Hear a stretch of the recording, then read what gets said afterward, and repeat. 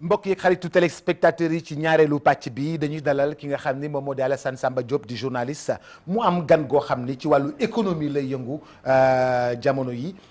bokk nekk ci benn cabinet bu mag boo xam ni dañuy liggéey ci li nga xam ni moom moo di finance ak management ak stratégie Alassane Samba Diop maa ngi lay nuyu di la siyaare. maa ngi lay fay Boubacar Diallo di nuyu suñu téléspectateur nuyu suñu auditeur yi nuyu ñëpp xam ne dañuy safoo ITV. sa gan gi moom Seydina Aliou Ndiaye moom ci lan lay yëngatu. c'est la ñu ko waxee c'est la ñu économiste la maanaam consultant international la tey nag bu ñuy waxtaanee ba dañuy faram-fàccee programme économique candidat yi xool candidat yi xamante ne ñoo bëgg a jiite réew mi fan la ñuy teg réew mi ak lan la ñuy bëgg a def réew mi suba ñu faram-fàccee ko xool ci naka lañ ko war a defee lan mooy force faiblesse. Seydina Aliou salaamualeykum. waaleykum salaam El Hadj Boubacar Diallo. maa ngi lay nuyu di la jox sa wàccuwaay di nuyu aussi monsieur le directeur général Alassane Samba Diop di nuyu téléspectatrice ak téléspectateur yu ITV yëpp di kontaan lool ci ñëw ci jotaay bu kawe bi bu màgg bi boo xam ne daanaka bés bu ne guddi yu ne moom la ñuy seetaan suñu kër yëpp di sant yàlla bu baax di ndokkeel képp kuy seetaan télé bi. jërëjëf damay dalal Alassane Samba Diop bu ko defee ñu waxtaanee programme ñi nga xam ne ñoom ñoo di candidat yi ci li nga xam ne moom moo di wàllu économie ak ganam gi di Seydina Ndiaye bu ko defee rek ñu daal di dellu si waat léegi de Alassane asalaamaaleykum. maaleykum salaam Boubacar maa ngi lay nuyu di nuyu suñu téléspectateur Seydina ñu ngi lay nuyu di dalal ci iftar di mbégte nga ñëw fii waxtaan nañu di nuyu suñu gan yi ñëw fii yëpp léegi nag dimanche fu yàlla ne lay Sénégalais di fal ki war a jiite réew mi maanaam premier tour bi dimanche lañ ko fal lañ koy woote daañu xam kuy jàll ku jàllul bu fekkee deuxième tour am na waaye candidat yi wër nañu Sénégal waxtaan ku nekk indi programme am ñu ngi nag dugg ci benn période bi nga xamante ne ba mu solo ci réew mi ndaxte ministre de pétrole nee na à partir de mois de mai bi di ñëw le premier baril pétrole di am Sénégal maanaam Sénégal day changer échelle économique bi nga dégloo candidat yi seet si di programme lan la ñuy war a def kan moo ci nga yaakaar ne am na ci programme bu bay ban programme la ñuy war a def pour réew mi génn ci ndóol. jërëjëf Alassane maa ngi lay remercier bu baax ci dalal bi ngeen ñu dalal ak El Hadj Boubacar Diallo c'est vrai que question bu am solo la ndax Sénégal fii ak lu gën a yées ñaari fan dañuy voté te dañuy voté bu di tànn kan moo war a jiite réew mi pour 5 ans yi di ñëw. C'est vrai aussi que particularité sur la forme d'abord particularité bi am ci campagne bi mooy campagne boo xam ne dafa raccourci donc campagne da doon nekk 21 jours mais bii pas campagne bi 12 jours la nekk fukki fan ak ñaar ci les 19 candidats yi amoon pour wër Sénégal xool wane la ñuy proposer askan bi pour mën a dagaan seen baat léegi aussi li ñu seetlu aussi sur la forme mooy année bi focus dafa am ci benn ci programme yi ndax candidat yëpp boo ko xoolee bind nañ benn programme jébbal ko askan bi jégal ko borom xam-xam yi te am na pàcc bu yaatu boo xam ne ci wàllu économie ak ci wàllu koom sànq yaa ngi koy rappeler Sénégal ci taarix économie depuis président Léopold Sédar Senghor ba 2014 2015 li ñu xamee woon Sénégal mooy dañ doon exporter gerte ak ay phosphate réew gerte la woon ak phosphate suñ borom nag bi dara tëwut dafa def ne su suñ waax yu xóot yi sax daa am ay mbell yu bees yu fa feeñ mooy li ñuy wax pétrole ak gaz pétrole ak gaz boobu nag bañ ci nekkee gas nañ teen yi deg nañ installation ba mboor ko manque pour mun ko génne mu nekk njëriñ ci askan bi yëpp donc schématiquement on passe d'un pays de producteurs d'arachide et de phosphate pour dem ci dans un pays qui va être un hub gazier et pétrolier parce que pétrole bi sànq yaa ngi koy wax mois de mai incha allah rabi on aura le premier baril de pétrole te rien que cette année 100 000 barils de pétrole par jour la ñuy xaar pour Sénégal 100 000 barils de pétrole par jour boo jëlee wàllu gaz bi projet bi ci gën a am solo mooy projet Grand Tortue Ahmeyim bi ñu seq ak Mauritanie nga xam ne 50-50 la te projet boobu ñetti phase la phase bu njëkk bi nga xam ne mooy commencé ren 2,5 millions de tonnes de mètres cubes de gaz la ñu war a exploiter mu nekk alal gu yaatu gu bëri donc c'est normal que candidats yi ci programme yi ma xam ne man saytu naa ko te xool naa ko ci fukki candidats yi juróom-ñeent yi ku nekk jël nga place su irruption hydrocarbures boobu ci politique économique Sénégal ban jeexital la war a am ak nan lañ ko war a jëfandikoo. bu dee candidat li ma seetlu nag mooy dafa campagne bi dafa am ay thématiques. dafa am 4 ba 5 thématiques yoo xam ne. ñoo gën a éclore te ñëpp ci lañ focaliser wu ci la waxtaan bi am. thématique bi ci njëkk mooy wàllum monnaie ndax dégg nga coow lu fi am ci wàllu monnaie entre candidat Bassirou Diomaye Diakhar Faye ak ñeneen ñi mu seqal langue bi yëpp. Ensuite am na aussi coow ci wàllum institution vice-présidence ak et cetera mais ci wàllum économie daal monnaie lañ mën a jàpp ne moo nekkoon sujet bi locomotive bi. amoon na aussi sujet boo xam ne ça tourne autour de la souveraineté parce que Sénégal dañoo toll ci jamono joo xam ne yàlla dafa ñoo may lépp dañoo am géej am ay ndaw am ay tool yu ñu mën a bay am soleil ensoleillé am lépp te ñu seetlu ne réew mi li muy jéggaani li muy dundee yépp da koy jéggaani boo jëlee wàllum ceeb année bi weesu 2023 1,3 million tonnes de riz lañ jéggaani te ça a été une facture de presque 350 milliards. boo jëlee mburu mi nga xam ne suñ mbokk jóobeen yow bëgg nga ko lool. waaw muy blé bi. seetlu nga sax ne président Macky Sall ronu na bombe yi entre Ukraine ak Russie pour dem négocier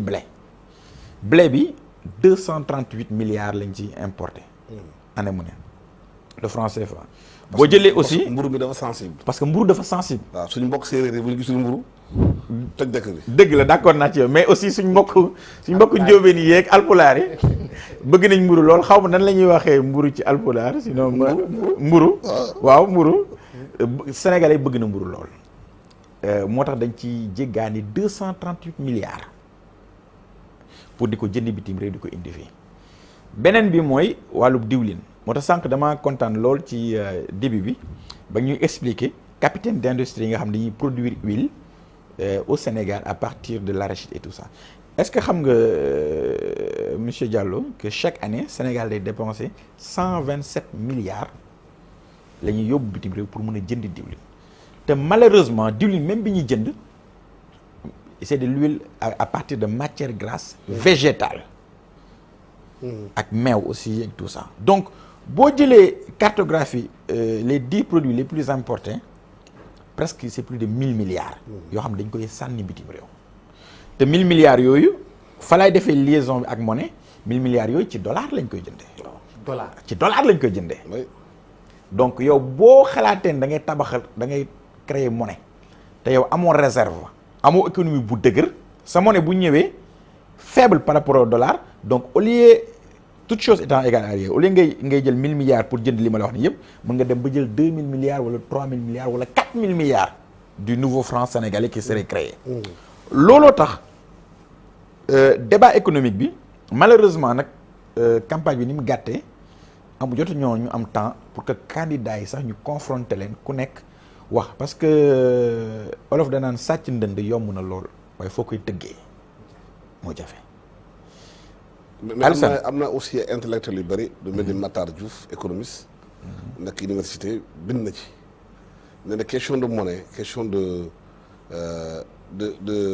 question idéologique moom ak de Samba Ndongo Samba Sylla bind nañ ci ne nañu waruñu ragal monnaie ndaxte pour ñoom question de souveraineté la question de production la question de d'option la parce que nee nañ mën a bind mën a nekk benn panier bi xam day mën a fluctuante par rapport au dollar par rapport à l'or parce que joxe nañu moom Ndongo Samba Sylla exemple Seychelles île Seychelles ñoom seen monnaie bopp la ñu yore te taxut ñu nekk pauvre tout dépend de gestion réew mi ni muy demee ak autorité teg yi fii ak nga am sa banque centrale nga xamante ne moom mooy produire sa monnaie. Effectivement de toute façon débat économique du am sujet tabou lépp mën nañ ko waxtaanee mais monnaie boo seetloo c'est rare nga gis banquier central muy Christine Lagarde bu banque centrale européenne muy ki jiite la Fed la banque centrale américaine muy même récemment maa ngi seetaan la banque du Japon wala Bank of England. C'est rare nga gis banquier central bu ñëw di waxtaan ci monnaie parce que monnaie dafa sensible et puis préalable balaa nga am monnaie dafa bëri d'ailleurs même candidat bi ko proposé nee na dafa am 12 préalables yu ñu war a am balaa ñu dem ci monnaie te xam nga ne 12 préalables ci mandat wu 3 ans 6 mois bi ñu nar a am ni c'est quasi impossible léegi. mandat wu 3 ans 6 mois la. parce que xam nga actuellement ni presque on va perdre le premier semestre. au moins 2 ans. waaw xam nga par exemple fii ak juin. bu amee premier tour sànq yaa ngi wax premier tour éventuellement bu amee deuxième tour donc ñii war a ñëw jiite réew mi yëpp dëgg-dëgg à partir du mois de juin la ñuy commencer te année 2029 année électorale la. donc le président. qui va être élu législative day am. waaw législative day am septembre donc président bu nar a ñëw li muy gouverner dëgg Sénégal 3 ans 6 mois la nar a loolu aussi baax na ñu bàyyee ko xel léegi affaire yi monnaie li ñu ci war a xam mooy Sénégal réew mu ne da ngay am lu ñuy wax souveraineté mooy li nga xam ne man yaa ko moomal sa bopp ñun Sénégal dañoo décider ne suñu souveraineté monétaire dañ koy booloo ak réew juróom-ñetti réew yi nekk ci Afrique sowu-jant UEMOA pour ñu mën a am lu dëgër ndax fi am àddina tollu Alassane Sénégal 18 millions lañ on est moins de 200 000 kilomètres carrés on est très petit dans le monde actuellement kat yi ak xalaatkat yëpp dañ ne àddina fi mu toll mooy il faut penser global en agissant local par exemple ITV seen marché dafa war a nekk le marché du digital et de la télévision dans la sous-région mais nag vous agissez au niveau local fii ngeen di agir ba nga xam ne demain di ngeen mën a am plateforme intelligence artificielle bu leen mën a permettre ngeen émettre depuis ici en Guinée au Mali wala ailleurs benn exemple la bi may joxe léegi Sénégal nag dañoo am souveraineté budgétaire suñu budget ñoo koy tëggal suñu bopp dañoo am souveraineté de la politique économique ñun ñoo amal suñu bopp suñu cadrage macroéconomique mais souveraineté monétaire dañ ko délégué à une institution bi nekk banque centrale BCEAO ak mu nekk dans une zone UEMOA ñu bokk kook ay yeneen pays ñu dawal monnaie bi léegi monnaie franc CFA am na historique ndax depuis 1945 la am na aussi ay piliers am na ay keno yu ko téye banque centrale keno yi ko téye bokk na ci parité fixe ak euro bi nga xam ne stabilité mën na ko jox am na aussi convertibilité illimitée mooy yow loo mënti am ci franc CFA mën nañu ko convertir en euro et vice versa am nga aussi li mu tudd le compte d'avance de trésorerie bu exister au niveau du trésor français ak compte d'avance et cetera mais li ñu gis mooy dañoo dem ba à un moment donné nit ñi mën nañ am ressentiment te xam nga ressentiment mooy nga yaakaar ne monnaie bi est-ce que et cetera parce que monnaie li ñu koy juger de manière scientifique orthodoxe mooy est-ce que la monnaie répond aux critères de la politique macroéconomique de la politique monétaire parce que banque centrale bu ne day am ligne directrice am politique monétaire banque centrale BCEAO ligne directrice bi ko état yi jox mooy stabilité des prix mooy njëkk yi mën naa yokk mais bu mu yokk bu aléwtikoo boo xam ne day dem ba nit ñi mënutoon suivre boo jëlee Zimbabwe du temps de Mugabe dem nañ bañ am inflation à 1 million de %. dem na ba nit ñi pour ñu jënd mburu wala et cetera parce que tellement xaalis bi amatul valeur ay brouettes la ñuy yóbbu wala mën nga téye 100 millions de dollars zimbabwéens et li ñu ciy mën a jënd ça va être valeur de 5000 francs Sénégal wala et cetera donc il faut faire très attention et puis monnaie dafa am lu koy garantir liy garantir monnaie souvent day nekk or boo xam ne banque centrale da koy détenir wala mu nekk réserve de change pour expliquer de manière très simple juróom-ñetti réew yi nekk Afrique sowu jant dañoo dajaloo créer seen porte-monnaie bopp muy seen réserve de change Boubacar Diallo directeur général technique bu E-Media bu waree jënd une caméra boo xam ne Londres la koy jëndee pound nga war a fay dañuy dem ci réserve de change yooyu ñu am au niveau centralisé ñu boo defee sa demande sa kii de paiement war a fay banque ak tout ça sa banque bi day dem ci banque centrale ubbil ko ci cagnotte bi mu jël fa pound yi équivaloir ak yow li nga war a kii fayee ko yow nga joxe la contre-valeur en franc CFA te loolu moo ñuy dimbale parce que zone bi ñu nekk ak pays bi ñu nekk le Sénégal est un pays boo xam ne économiquement dañ ñoo tàmmal jéggaani lépp dara duñ ko fi defaree yow gis nga ne fii ñun ceeb mburu dañ koy jéggaani. muy jaaree ko ci blé. blé dañ koy jaaree ci blé. ceeb dañ koy jéggaani. jaaree ko ci bateau yi indi. bateau yi indi ceeb. suukar. dañ koy jéggaani. café dañ koy jéggaani.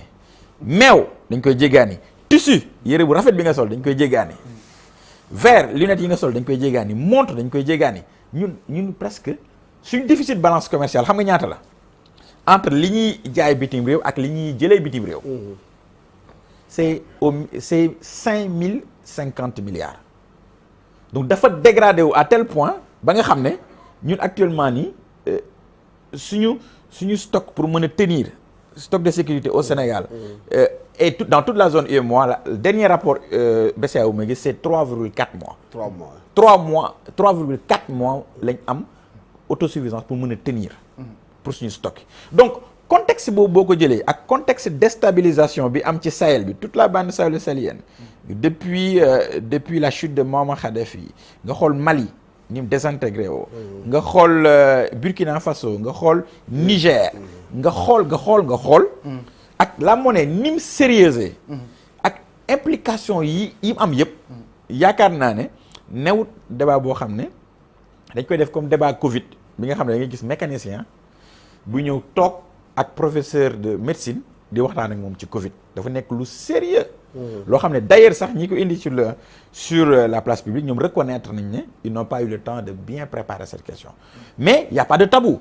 Franc CFA mën na nekk une monnaie aussi parce que l'euro est une monnaie forte boo arrimé woo ci euro da ngay subir contre-coup diisaayu euro.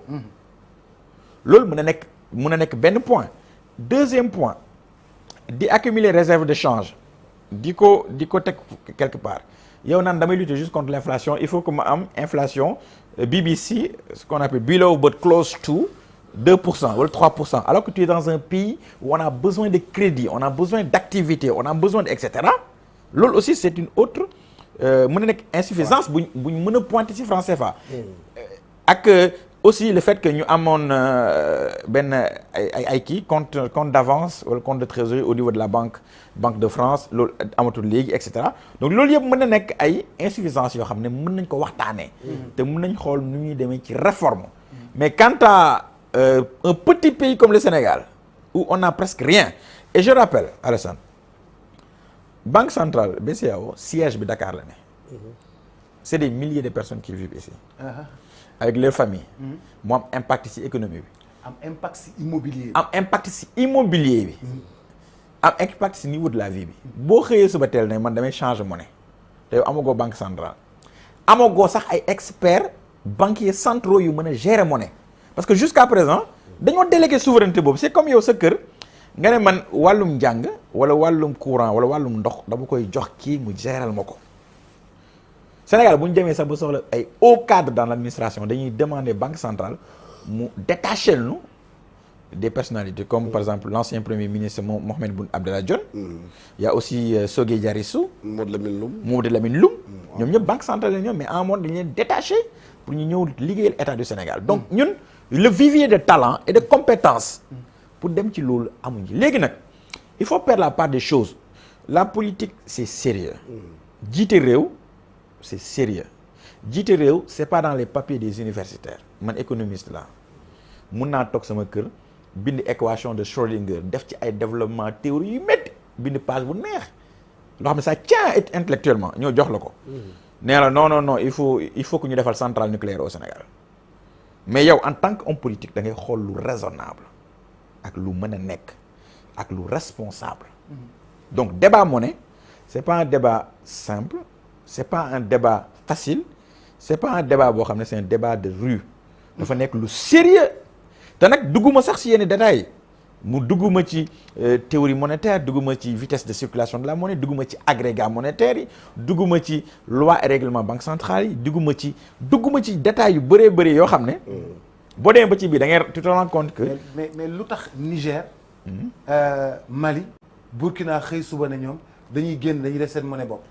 voilà justement rek ñoom ba léegi nii loolu dañ koo wax rek mais ba léegi nii franchir guñ ligne rouge ne dañuy génn franc CFA. parce que dugg franc CFA peut-être mënoon na kii mais génn franc CFA c'est tout un processus boo xoolee exemple Angleterre bañ defee seen Brexit bi il aurait fallu 2 ans 3 ans avant que ñu génn carrément ci accords yu ñu jëloon ak ci tout ça temps yi passé Mali bi nga xam ne jeune baa fa nekk ak tout ça parce que aussi il faut éviter manipulation gànnaar li ma ko tuddee mooy bitim réew ngay dégg rek les gens te disent ouais et cetera pati pata mais Mali Burkina Faso Niger ça se passe pas bien là-bas la preuve temps yi passé état malien soxla woon na xaalis lépp ci marché financier régional déggoon nga déjà défaut mooy défaut de paiement fayit yi état gi Niger amoon ci ay obligations mais état malien temps yi passé dafa leb xaalis ci marché financier régional mais taux à 2 chiffres la lebee plus de 12,75% pour mun a am benn bon wala benn obligation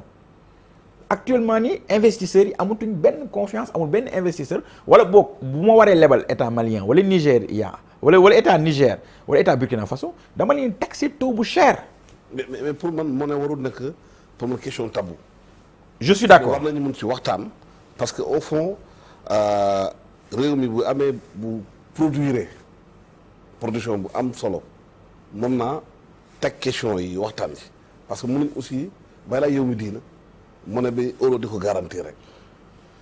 je suis parfaitement d'accord. parce que boo balaa ngay am muus tuuti boo génnee dëkk bi yore CFA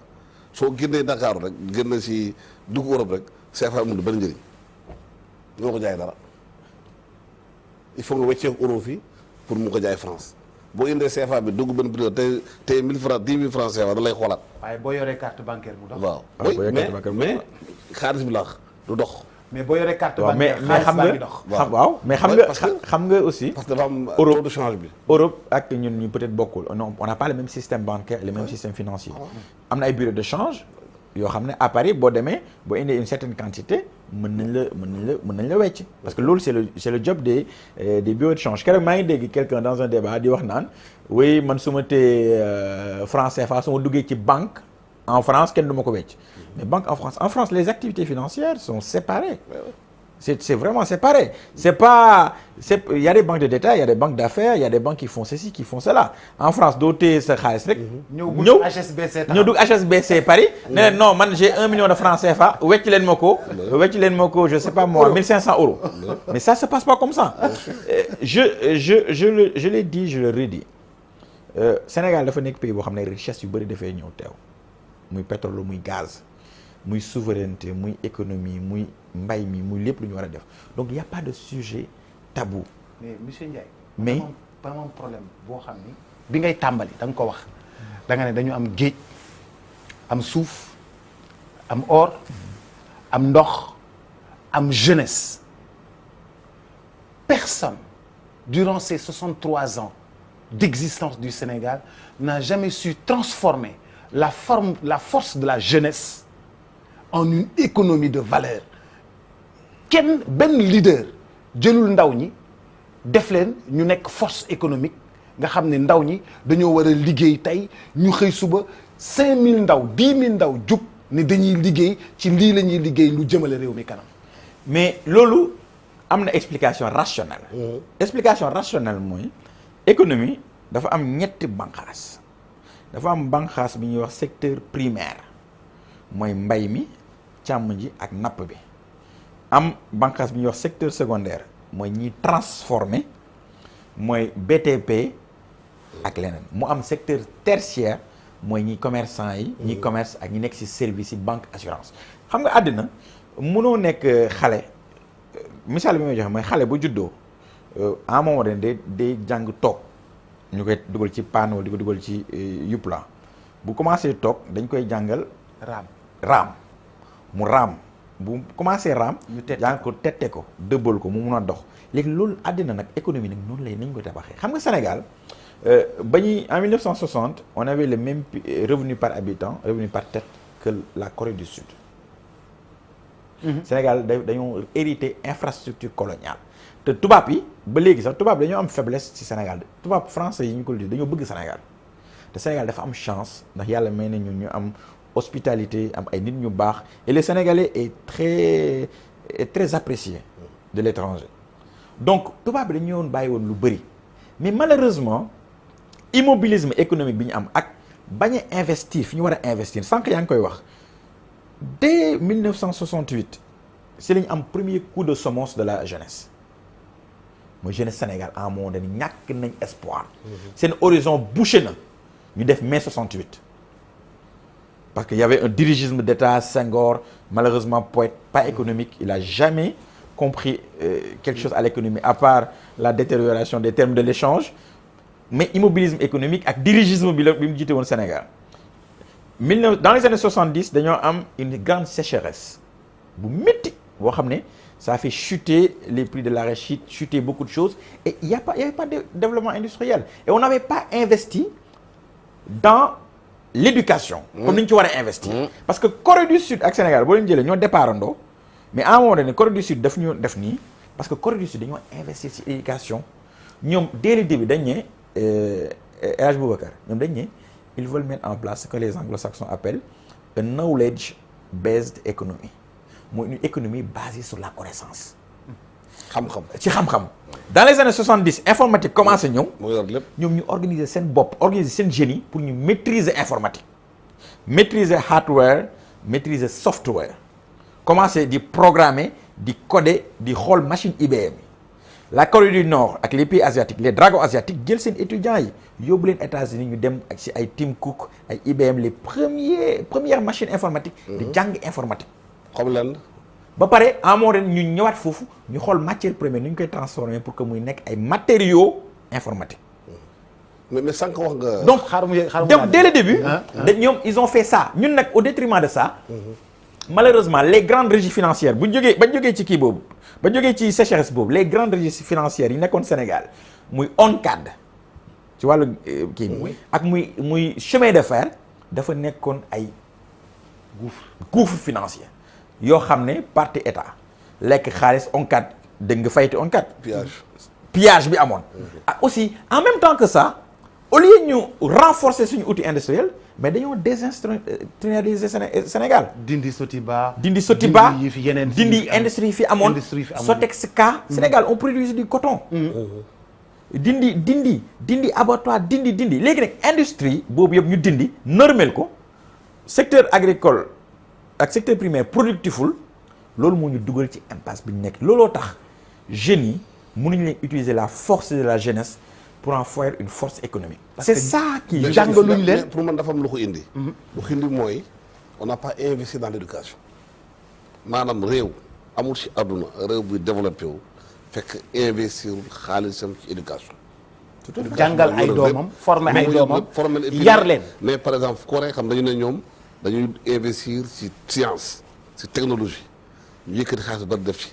boo demee Corée du Sud kuy jàngale c'est l'homme le mieux payé en Corée du Sud même président bi enseignants yi ñoo gën a mën a sa am salaire soo demee Corée du Sud booy rang enseignant bu la fekkee da nga koy bàyyi jox ko cëram ñoom da leen teg fu kaw xam nga soxlawuñu leneen lu jàngale c'est lépp lu ñu xamante ne war nañu ko xalaat nekkul seen xel xalaatuñu dépense xalaatuñu luy kër xalaatuñu dara toutes les conditions sont réunies pour ñu mën a jàngal xale yi moo tax Corée du Sud mun defar Hyundai mun defar ay Samsung mun a defar léegi si xam nga ko technologie dañuy investir Vietnam tamit noonu la def Inde dañ jël seen étudiant yóbbu la États-Unis boo xoolee boo demee Silicon Valley bu bee nga dem ay Google ak yooyu 95% ñoo fa liggéey Inde lañ jógee ay Indien ñoo fa nag ñoo yor lépp ñoo dañuy dem jàngi ba pare ñibbiwaat seen dëkk jàngal nit ñi après Chine liggéey ci loolu Chine imposé ku fa indi benn marchandise di fa liggéey ay Boeing ak yooyu da ngay def transfert de technologie doo indi Chine waaye dañ koy tas xoolal ko jàng ko ba mokkal ko génn la dëkk bi defar seen bopp chinois yi léegi instant bi ni dañuy defar avion comme genre Boeing parce que dañoo nangu xam nga loolu stratégie la liggéey la xalaat la ay dirigeants yu am stratégie waaw mais suñu vision suñu réew fi éducation bi dañ ko tuutel joxuñ ko gëddam instruction école bi amatul solo ci biir kër yi waajur yi jàngalatuñu xale yi éduquetuñu xale yi xam lu ko indi plan d'ajustement structurel ñu doon fii en 1981 ñu journée continue ñu indi ko fii ci kër yi maanaam bu ñu indee journée continue rey na maanaam famille yi ndaxte xale yi toogatuñu ci bool bi di waxtaan waajur yi ci biir bool bi dañu waxtaan ak xale yi dañu jàngal ay valeur di parce que boo wàccee ko loolu def tey ci bool bi bu lalli ba xale yi mun a jàng ñu transmettre ay valeur amatul léegi dañu togg tibb teg ku njëkk ñëw jël bool bi lekk ko fàtte ñeneen ñi mu di benn genre égoïsme bi ci kër yi léegi boo demee nit ñi amatul waxtaan amatul communication xale bu wàcc mu ngi téye portable am ci cuk du wax ak papam xamatuñ dara c'est-à-dire ñu bàyyi xale yi mel ni ay mala loolu il faut ku fi bëgg a yor réew mi bu bëggee Sénégal tey defar ko la première chose qu'il doit faire c'est de def de assise nationale ci éducation lan la ñu bëgg ban éducation la ñu bëgg mu mel lan la ñu war a investir éducation bi éducation waxuma éducation école rek de te daara yi yëpp ñu xam lan la ñu war a jàngal xale yi ci daara yi daara mu roñ ne daara di jàng alxuraan rek di tari nii rek war nga mun jàng technique ñu formé la nga mun def dara nga jàng alxuraan ci suba gi ci ngoon gi nga jàng mécanique wala nga jàng menuisier nga am métier nga am métier fii métier manqué wu fi xam la moo fi manqué organisation yow boo demee sa kër guddi boo amee problème électricité mënoo ko defar mënoo ko defar te boo doo woote fenn defar la ko tiwo guddi bu yàqoo sa kër kan mu la koy defar kenn du ko defar alors que da ngay laal benn si yoon da ngay laal benn application woo kenn ñëw léegi-léegi am na dëkk moo ne boo application ngay woo gars yi ñëw réparer la nga fay lan combien d'emplois on peut créer ci xale yi tamit nangu aussi liggéey amul y a pas de sot métier naa man du ma def lii du ma nekk mécanicien du ma def menuisier du ma def lii laa bëgg bureau laa bëgg toog te jànguloo dëgg la Alassane mais l'économiste dites-moi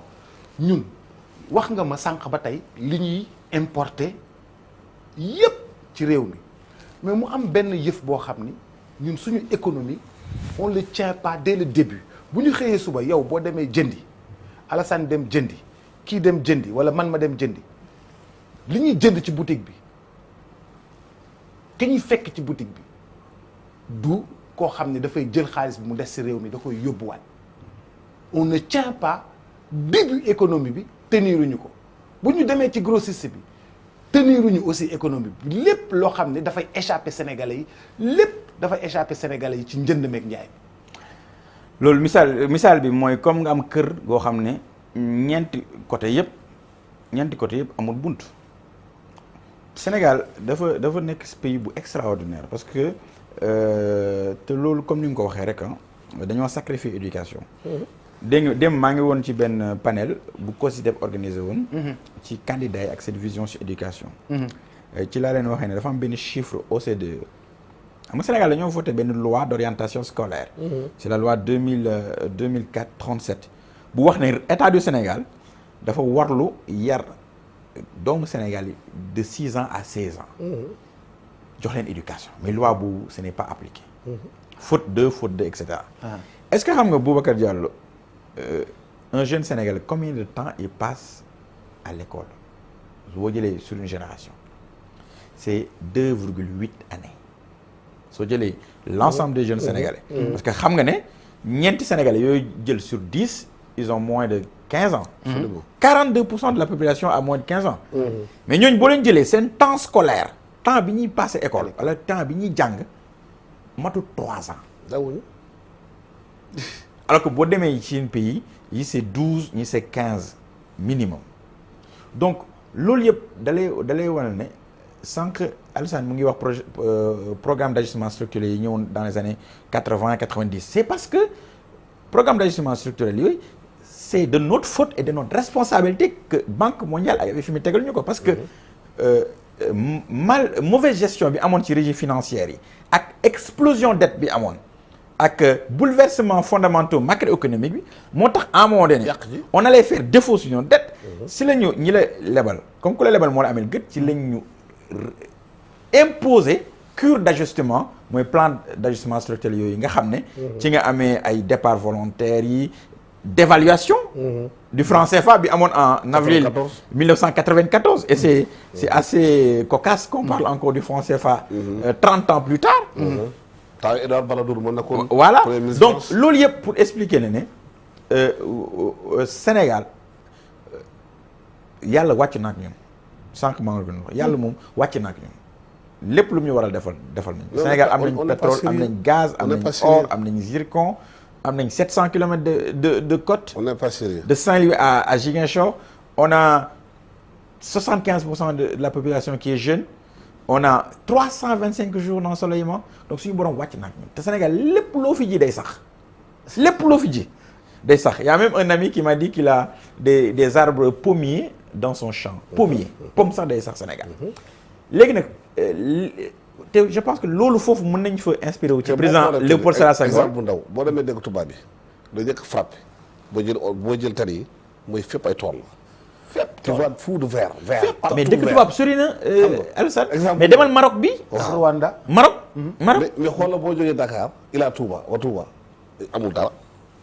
ñaari côté il faut dara amul benn tool bi xamoon ne benn nañ ko ba mu nekk di nañuy liggéey rien c'est un pays de rien foo dem aussi 270 000 hectares nga am ko diggante Saint-Louis ba Bakel bien sûr am ndox am suuf am naaj dara am jeune aussi koo laal suuf doon sama suuf maam am jeunes yu am doole aussi am jeunes yu am doole aussi koo laal sama suuf maam la yow doo béy sa maam du béy xiif dara yi nga de suuf tu as de comment on appelle ça du patrimoine am nga xaalis tooy téy ko tiim ko xiif dara yi 7 minutes moo ma dese ak yow Alassane malheureusement 7 minutes moo ma dese alors ma laaj la benn laaj bu ma jaaxal ci ñi nga xam ni ñoom ñoo diriger réew mi ak ñi ko bëgg a diriger dañuy ne ñi ko bëgg a diriger dañuy wax ni ñoom li ñu bëgg mooy Sénégal bu naat te dañuy joxe liggéey yow économiste nga est-ce que état ak ñi nga xam ne ñooy candidats yi ni ñuy waxee ñoom ñëpp ku nekk naan damay joxe liggéey damay joxe liggéey te man Ablaye Wade ñëw na fi ne ñi amul liggéey yëkkati leen seen loxo ñi am liggéey yëkkati leen seen loxo te mujj la joxe liggéey léegi ñii ñëpp nekk fi tey ne dañuy joxe liggéey est-ce que ñii dëgg lañ ñu wax. wax dëgg naa yàlla xam nga économie moom dafa nekk science xam-xam la boo xam nit day toog ci banc université wala banc école di ko jàng di ci passé ak aussi économie c'est une science expérimentale mooy da ngay gis benn groupe témoin am groupe moo xam mu nekk groupe échantillon ñu appliquer leen benn politique économique comparer après xool les résultats après ci ngay def analyse descriptive xam-xam la donc pour wax la ne état moom ci science macroéconomique yëpp école de pensée yi nga mën a jël yëpp mooy comme su dee l'islam da ngay wax ngir imam Malik wala imam Shafi wala Ahmadi donc ngir yi nekk ci économie yëpp d'accord nañ ne état mënta créer emploi li tax état mënta créer emploi mooy état boo jëlee cercle économique mooy ñi jëflante ci wàllu économie ñeent lañ état la entreprise ménage ak ñett yooyu ñoo nekk ci biir ak étranger état bu ne dama lay jox liggéey loolu emploi aidé la tudd emploi aidé la tudd emploi aidé yow loolu d'abord day créer première chose muy créer mooy day créer distorsion entre l'offre et la demande parce que emploi activité moo ko war a créer activité entreprise moo koy mener entreprise mooy dem ba sentir ne sama activité bi j'ai besoin de la main d'œuvre qualifiée non qualifiée etc. donc j'ai besoin d'embaucher et j'ai besoin de recruter Sénégal yàgg nañ dugg ci cécité intellectuelle bi ngay wax ni c'est une cécité intellectuelle de penser que l'État peut créer de l'emploi c'est faux je vais en donner des exemples premier exemple mooy du temps d'Abdou Diouf fàttali nga les maîtrisards yi Abdou Diouf xëyoon suba teel ñoom ñëpp jox leen 1 million je ne sais plus le montant ubbi ay boulangerie ñeen ubbi leen ay boulangerie ubbi leen et cetera boutique voilà donc économie descriptive magasin témoin boutique kii nii économie descriptive bañ ko commencé gis nga fu mujj 1 an 2 ans après détournement am na ci ñu voyagé nañ ci boutique yëpp tëj le résultat est qui palpable un deuxièmement ñëw soo ñëwee ci Ablaye Wade sànq rappelé nga ko nekk na meeting ne ana ñi am liggéey ana ñi amul liggéey yëpp naa leen jox liggéey mais li mu fi ne 12 ans yëpp pour créer liggéey boo xam ne day nekk liggéey bu pérenne et tout depuis l'État directement vers les salariés c'est quasi impossible président Macky Sall nekk na fi 12 ans ba mu ñëw le taux de chômage officiellement parce qu'on sait qu'au Sénégal le taux de chômage est énorme c'est énorme mais restons sur les statistiques officielles ba mu ñëw en 2012 taux de chômage bi c'était 11% mais en 2023 le taux de chômage est à 24%. Donc ça a plus que doublé. te lii mooy chiffre officiel yi. te moom ci boppam wax na ko sax nee na jéem naa lu ne ci chômage mais mënuma ci dem dara. à un moment donné mu ne non vous savez ce qu'on va faire on va laisser filer la dette je fais de l'emploi aidé on fait programme xëyu ndaw yi je mets là-bas 450 millions recrutez qui vous voulez gars yi nag di recruter da ngay toog sa kër sax toog muy dox sax am nañu ci am ñoo xam ne sax dañuy recruter noonu ñu dem mais ça ne marche pas parce que Boubacar dans la vie boo amee sa saret ak sa fas on ne met jamais la charrue avant les bœufs. maanaam mënoo teg sa fas kii ba pare da ngay jàpp fas bi di ko korkorle pour dugal ko ci biir charrette bi mais c'est impossible c'est pas possible ce qui crée de l'emploi c'est l'activité ce qui crée de l'emploi c'est la souveraineté ce qui crée de l'emploi c'est des entreprises performantes c'est la commande publique c'est à travers des entreprises c'est à travers des champions nationaux c'est à travers une transformation de l'économie c'est à travers des chaînes de valeur c'est à travers une souveraineté locale donc te loolu jafewul de du lu métti lu nekk la loo xam ne daf ne fàng ni mais tellement suñu homme politique yi amuñu courage wax dëgg sénégalais ak tenir sur la durée ak donner la potion amère certes au début mais qui va nous sortir de ça parce que sénégalais yi depuis Senghor ba léegi dañ leen tàmm lu yomb mooy lu métti garaawut non Chine nañ ko importer garaawut quoi ubbi nañ ubbi dëkk bi gars yi di importer lépp lu ñu importer gars yi ñëw teg ci coût affaire yooyu l'essentiel mooy nañ am disponibilité li sénégalais yi soxla production non garaawut nañ bàyyi noonu rek exode rural bi non y a pas de souci pendant ce temps là l'élite est dans son petit coin yaa ngi am ses salaires tu vis très bien donc tu essaies de gérer comme ça te loolu nag dañoo dem ba à un moment donné on a percuté le mur parce que daaw ak ren li dee ci géej gi li dee ci désert marocain mais kenn xamul nu mu toll te loolu yëpp c'est des jeunes qui ont perdu espoir qui nous amatuñu yaakaar c'est ça qui est extraordinaire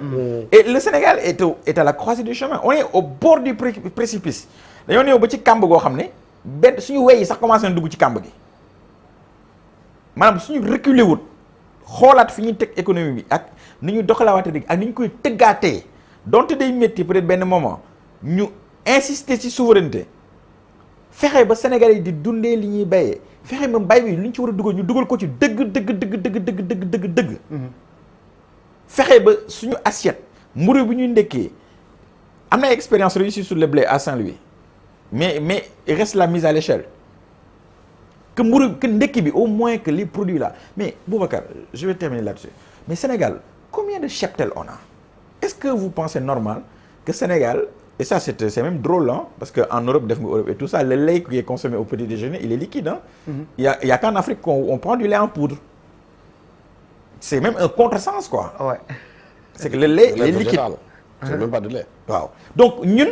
on importe de l'huile de palme à partir de matières grasses végétales de Hollande moom la ñuy def ci industrie def ko ci industrie ba mën a am suñu meew poudre bi buñ ko indee mais xoolal maladie yi ñuy am yëpp à un certain moment de l'année boo demee Daara Jolof ak tout ça dañuy tuur meew bi imagine depuis Sénégal ba léegi mënuñ am industrie laitière buy transformer meew bi ñuy jëlee ci nag yi fexe ba meew di disponible Sénégal en liquide. même pour moom conséquences yëpp. mais c'est incroyable. c'est incroyable. xam lu indi loolu ba xale yi am violence bi am ci réew mi xale yi nekk violent problème bi am ñuy mer ak yooyu di dem di gaal bi tout ça pour man c'est l'échec encore une fois de l'éducation et de la formation beaucoup de jeunes sont laissés au bord de la route am na xale dañu demee jàngi duñu yegg ce qu'on appelle le déchet scolaire il y a pas une deuxième chance qui a été donnée à ces enfants civisme amul ci réew mi formé wuñu xale yi man benn moment am na benn ministre ne ko vacances citoyennes yi ngeen def di jël xaalis di ko dugal si ay concert yàq lan moo taxul vacances bu ñëwee ngeen dem dans chaque région Sénégal am na camp militaire organiser xale yi pendant les vacances yóbbu na ci camp militaire yi ñu formé au civisme mu ñëw suba teel dem de sport diggante midi ak 14 heures dugal si saal yi jàngal leen lan mooy menuiserie lan mooy mécanique lan mooy plomberie lan mooy électricité bu am ay métier jox la ay bourse sax ngoon gi yom si atelier yi bu ñu defee 3 mois foofu ku nekk am diplôme bu ñëwee sax mun na ubbi buntu mun na def serrure parce que ñun ñëpp suñu doom yi bu ñu amee problème suñu kër même bu serrure mënuñu ko réparer sa oto bu paane mënoo sax sa waxtu jeex na yëkkati pneu bi changer pneu moo ko am na fii non sa yooyu dañu bàyyi xale yi formé wul leen joxul leen espoir mais loolu moo tax xale yi nekk violent parce que lu ñu comprendre nañu ñëw nekk ci réew mi alal bi nekk ci réew mi benn catégorie accaparé ko toog seen kër di def ay Snapchat yu def ay Facebook ñu xool seen kër yu rafet yi ñoom ñu nekk ci mbedd bi di dee. te xaalis boobu ñoom ñoo ko moom ñu ñoo ko bokk. dëgg la lu ñuy bokk dañ koy war a pincoo te du ko pàccoo. macha allah macha allah loolu mooy problème bi. macha allah dégg naa candidat yëpp ñëw fii gisuma ci kenn ku ci def benn programme bi xamante ne bu waxuma programme ñoom ay programme la ñuy defar. mais ils n'ont pas de politique d'emploi. C'est ça. Ils n'ont pas de politique de formation. ay programme taf yi nga rek la ñuy def fii teg ci nit ñi Sénégalais ñëw fii ay créer emploi 1500. 5 millions dégg naa 5 millions emploi boo ñëwee toog bu ñu créer dara. et le cycle bi di continuer violence bi di continuer kii di monter et si on est dans une situation extrêmement difficile dans la sous-région bu ñu faramul xale yi Jakarta yi nekk ci mbedd mi gis nga ñu mel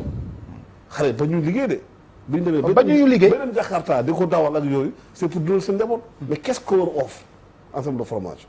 benn politicien def ko fi ñoom ñëpp benn lañu opposition pouvoir benn lañu nguur gi la ñu bëgg a toog gérer affaires yi. di laqay daal si nit ñi c'est tout.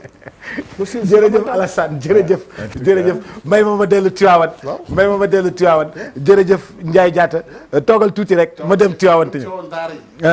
métier ci daara yi formé xale yi ci daara yi ci métier. dëgg la man d'accord naa bu ñu jàngee alxuraan 6 heures du matin ba midi. alxuraan baax na xam ko baax na mais na nga am métier. soo génnee alxuraan dem bitiru am métier liggéey mais course bi xëcc ko rek laa la waxoon yow jarul dëkk bi de. dama ni d'accord naa boo jàngee alxuraan 6 heures du matin. xam nga ñoom njël la ñuy yeew. tabarakallah koy ba mu dara ci biir bi ba wax allah akbar de. Alassane njël la ñuy yeew su ñu yeewoo njël jàng alxuraan ba 11 heures. ñu noppaliku ba 14 heures ba julli tisbaar ñu defal leen formation ba 17 heures ñu dem julli ji. mën nga jàng alxuraan. nekkoon bon menuisier. nekkoon bon mécanicien. nekk alxuraan nekkoon bon électricien. dañu war a dugalu ci daara yi. moderniser ko. parce que àdduna bi moo ko laaj. adduna bi loolu lay doxee asalaamaaleykum Mamas. waaleykum salaam. bisimilah ñu delluwaat ci Seydi Ababacar Sy. aywa Hadj Boubacar mais Alassane loolu mi ngi am. yow ay ñoom Serigne Boubak ñun ñëpp ci daara ji leen génne. te am na fi ay menuisier. waaw mais am na fi ay menuisier. métier dañ jàngal xale yi. daara ji ñi ci jóge am métier bari nañ de Alassane. daara ji gars yi dañ ciy jóge di bay jóge ci di liggéey.